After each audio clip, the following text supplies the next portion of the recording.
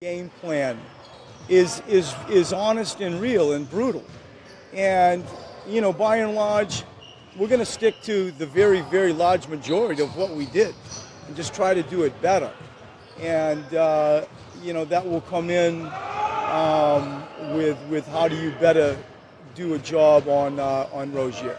After game one, was there any measure or any discussion about fighting human nature? I mean, your guys kind of blitzed Miami. You're playing against a team weakened again by injury, coming off a 7-game series. Your guys had to be feeling pretty good about themselves. Perhaps, and it's a mistake all human beings make.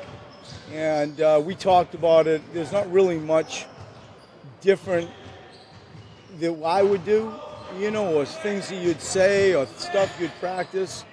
Maybe there's some of that.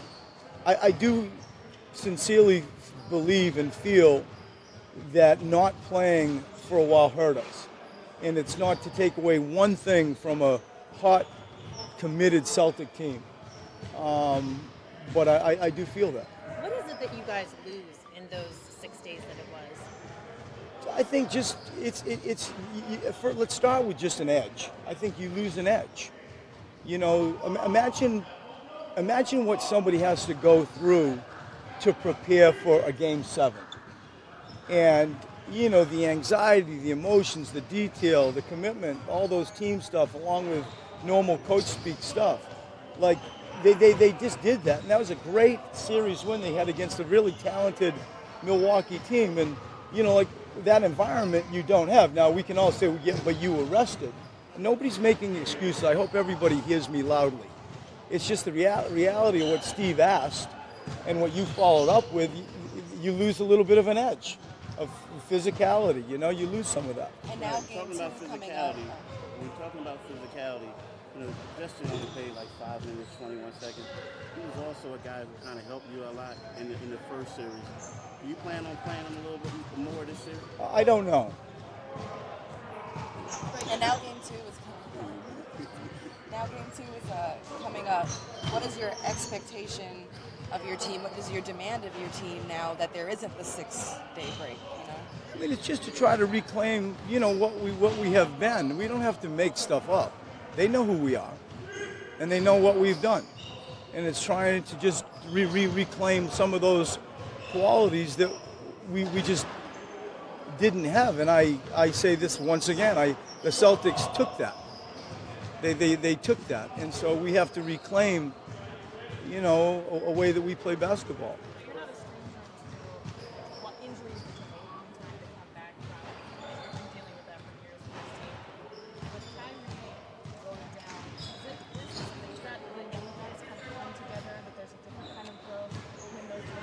It's an innocent climb.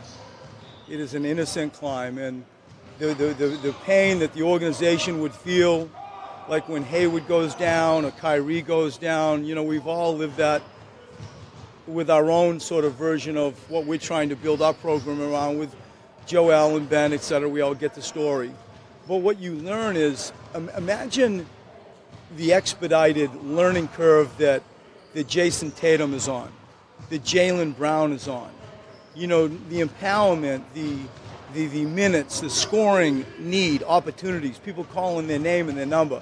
That is a rare opportunity. And I think that, I bet in, the light of day, they'll look 5 years back and think, this opportunity really catapulted like those two players, or, Rozier that we just talked about without Kyrie.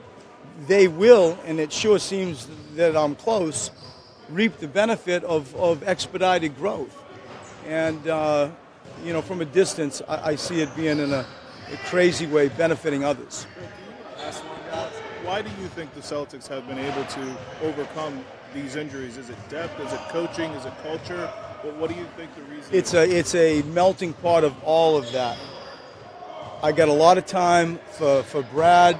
Their culture is impeccable. I think that the players that they have, I give them credit in their draft. I give Danny Ainge a lot of credit. You look out and see what Rozier's doing, and Marcus and Tatum and Jaylen Brown. Like, their drafted players are playing, and they're playing well. And so I respect the organization, and it's a melting pot of those things that you just said. Thanks, everybody.